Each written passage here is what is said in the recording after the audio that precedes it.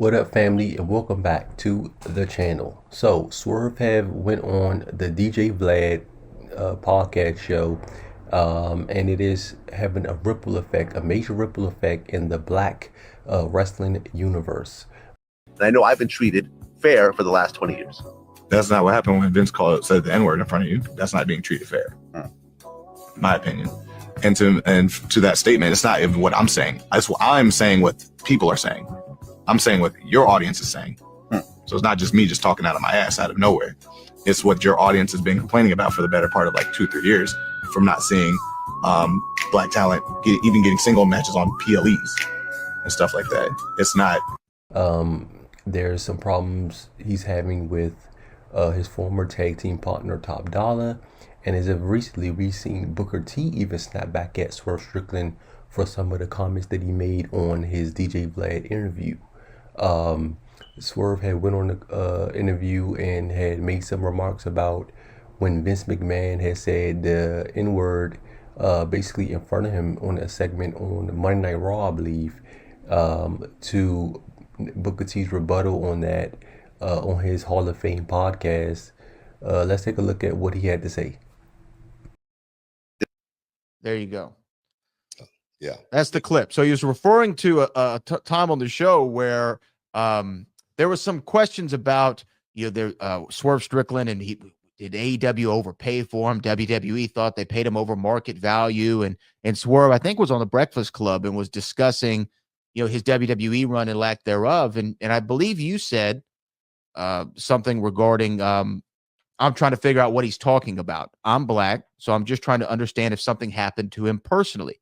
Maybe he should have thought he should have been a bigger star in the WWE. I hate we're still talking about this race thing. I've been working for the company for a long time, and I know I've been treated fairly for 20 years. Verbatim, so that was verbatim. That's exactly what I said. And I don't think you're going to find anything in that statement right there negative towards Strickland. Well, you know what? Let's give some more context. Okay, go ahead. Let me play some more context, because Swerve Strickland actually did make history in AEW as becoming the first black AEW champion. We discussed that on the show, and here was your reaction to that. I'm a big fan of Swerve Strickland. So Booker T basically went on to give Swerve a lot of praise in the next clip. I won't be able to play it because I think it will be copywritten due to the music behind it, a Bad Bunny track. But either way, he went on to basically give Swerve Strickland a lot of praise after becoming the AEW World Champion. A huge fee. He said he saw him in the airport and gave him a lot of praise. Basically in that clip. At that point, there was no bad blood between the two.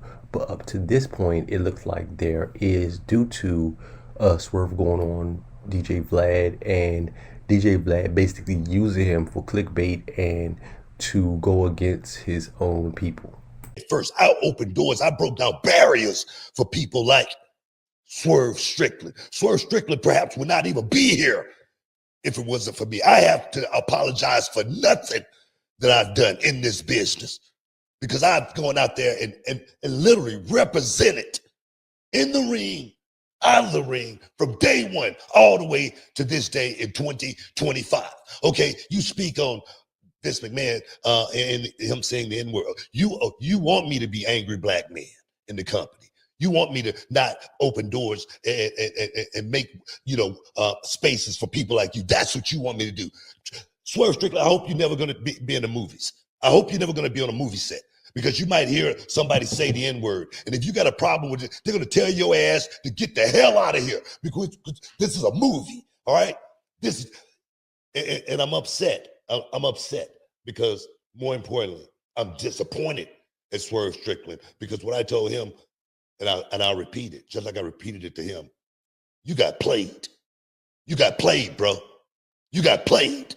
You let that man play you and pit you against me and me against you. I don't know how many stories you ever heard about that on Vlad TV, but it's many of them. It's many stories out there about the black man against the black man, because Vlad is pitting them against each other. I don't know how many people you heard that's got locked up from the federal perspective about going on Vlad TV. I don't know what the hell you doing on Vlad TV, first of all. What have you done to be on Vlad TV? Okay, That's just my opinion on that. And as far as Swerve Strickland, just like I say, and me having the energy, the veracity, I got all that because I'm still 6'3" tall, 230 pounds of romping, stomping, grave, damn, digging destruction. Now, as you could see in that clip, Booker T was pretty upset. He said he was more so disappointed at the fact that Swerve could go on a public interview and basically tear him down. Now, there is one thing that Booker T has said which I had disagreed in. Swerve Strickland, I hope you're never going to be in the movies. I hope you're never going to be on a movie set because you might hear somebody say the N-word. And if you got a problem with it, they're going to tell your ass to get the hell out of here because this is a movie, all right?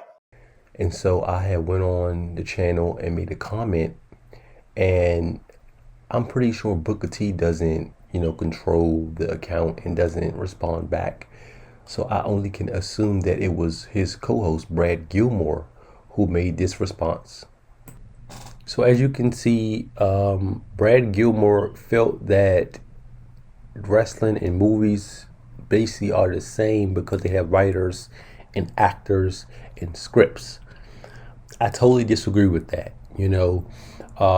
Let's take, for example, like a Zeb Coulter We Are America gimmick. It was based off, not like in, it's kind of like what's going on today with the Donald Trump, building barriers, walls and stuff like that, and keeping the Mexicans from crossing over to the border of, United States, right?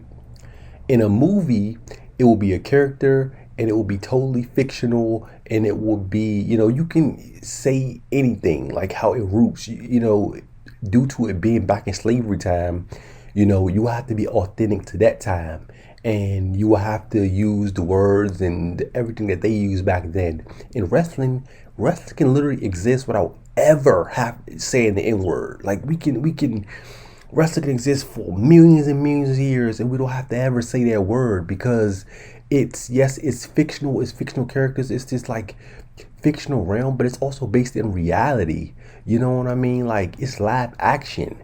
We are literally going there live and seeing these people perform right in front of us. There's no cut and edits and all of that. Unless it's like, prepackaged promos or something like that. But we can live forever without ever having to say that word. Have that word been said in wrestling before? Yes. And people has gotten scalded. I know Excalibur, like 5 years ago, got into a little trouble, whatever, because previously when he was a wrestler, he said the N-word with like Kevin Owens or something like that.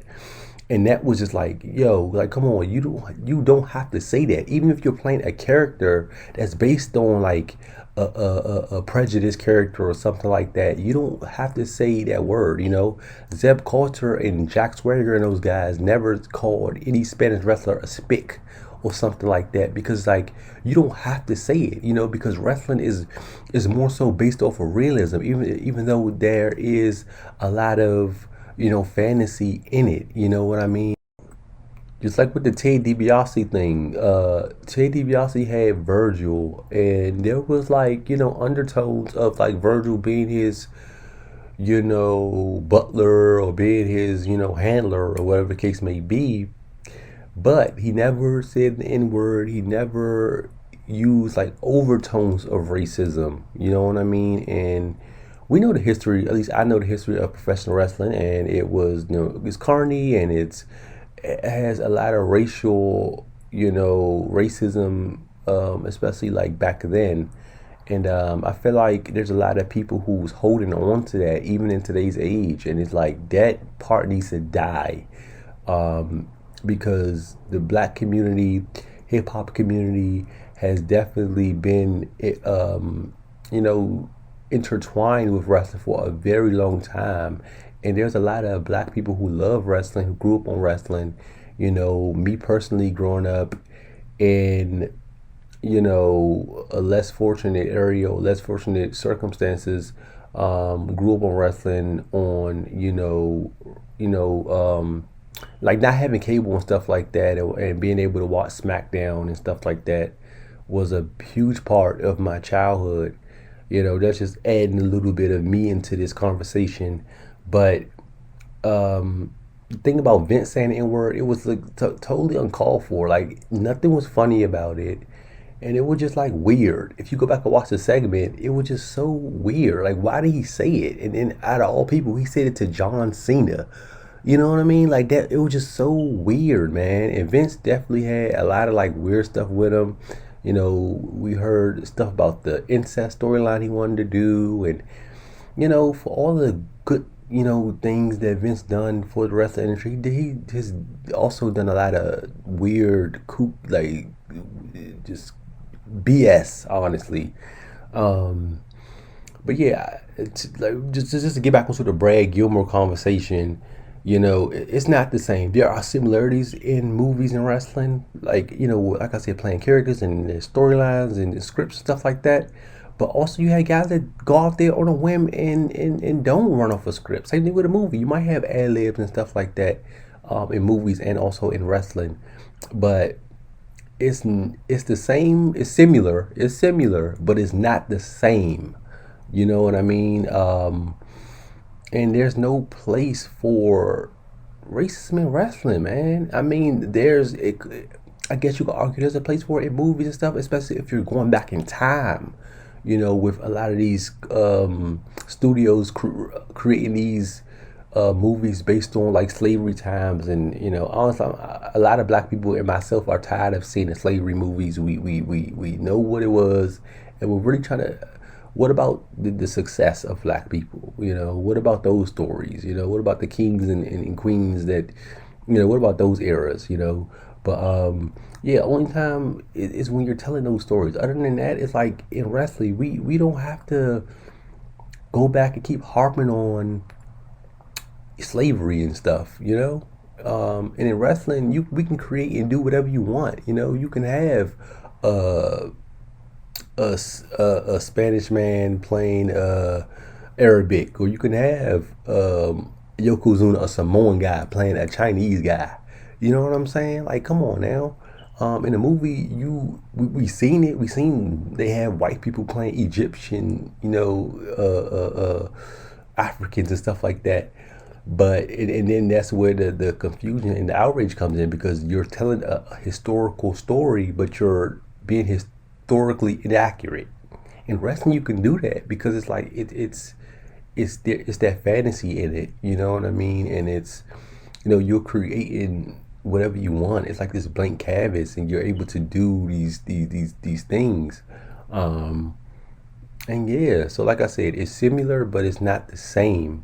Um, and Booker T said, Swerve, you shouldn't get into movies, because if you do, they can have your script saying N word, they're gonna tell you to get out. And there's truth into that, because especially if they're telling, like I said, a slavery storyline or something like that in a movie, and he's arguing that they might, say, I'm like, you can't change our script. This is the script we're telling. In wrestling, you can't argue that.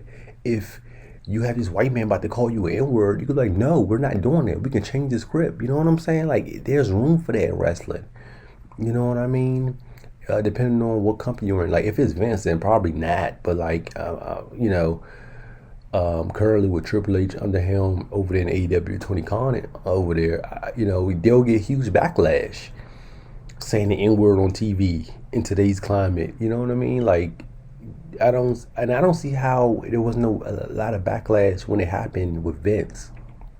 It kind of shows you what power that Vince had over a lot of people, that nobody argued, and it never came out that anybody argued. So I'm assuming that nobody argued. Why is that word or language being used? And it seemed like they were trying to go a comedy route by having Booker T. The camera pan over to Booker T, and he says, "Tell me he just didn't say that," with Charmel, his wife, right there. So I don't know what happened with that, but that happening now, it just wouldn't fly. It just wouldn't fly at all.